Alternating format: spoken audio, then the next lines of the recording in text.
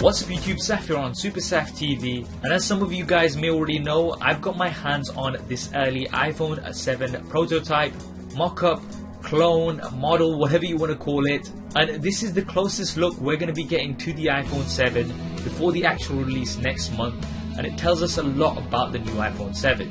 Now, how does this compare physically to the iPhone 6s? What's different? What's likely to remain the same? And essentially, will it be worth upgrading from the iPhone 6s to the iPhone 7? Well, let's find out. So the first thing that you're going to notice is that it's very similar in terms of the size and design. We still have the full metal build.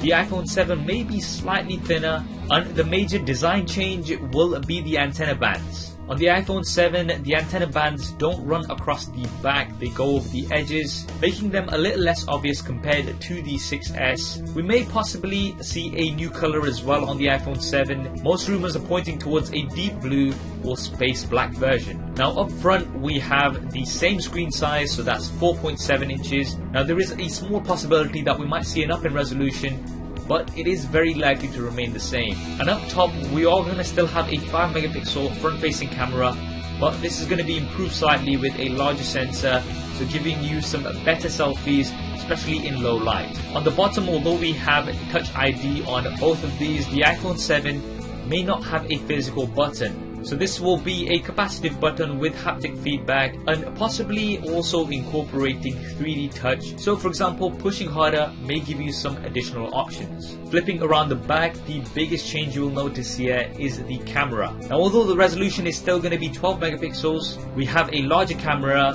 which will mean a larger sensor and larger pixels, and that's going to give you better quality images and a better low light performance too. One thing I know a lot of you may not like is the camera bump. It's actually going to be slightly larger than the iPhone 6s. I've said this before, but I really wish that Apple would just increase the thickness of the device so that we wouldn't have a camera bump and a larger battery.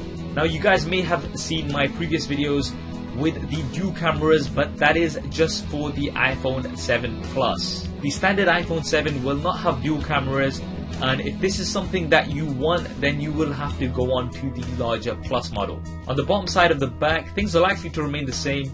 We have seen some leaked images and rumors about a 3-pin smart connector, which could potentially connect to some additional accessories as well as offer wireless charging. But this is looking very unlikely this year anyway. It looks like Apple are going to keep this functionality for next year. On the top, things are going to be remaining the same. On the bottom, the key difference here is that we are not going to be having a headphone jack on the iPhone 7. So you're going to have to use headphones that have a lightning connector, use Bluetooth, or purchase a converter. Now whether or not Apple include a 3.5mm to lightning converter outside of the box is yet to be seen, but this is a change that you will have to come to terms with. Now we also have two grills on the bottom of the iPhone 7.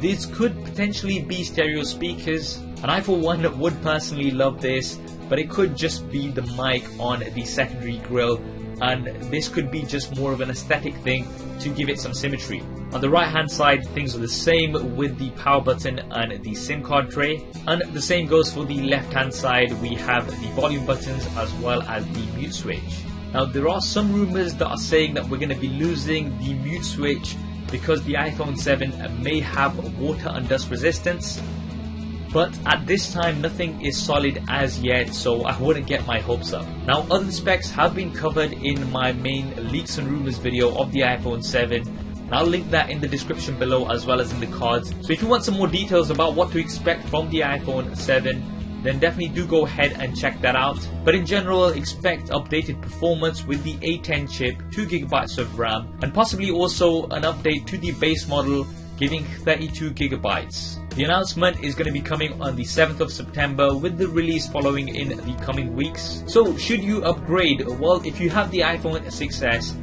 I would say stick to it and wait till next year where there's going to be a big upgrade, because that is going to be the 10-year anniversary to the iPhone, and that will most likely have a fresh new design. But if you have the 6 or 5s, it may be worth the upgrade. What do you think of the upcoming iPhone 7?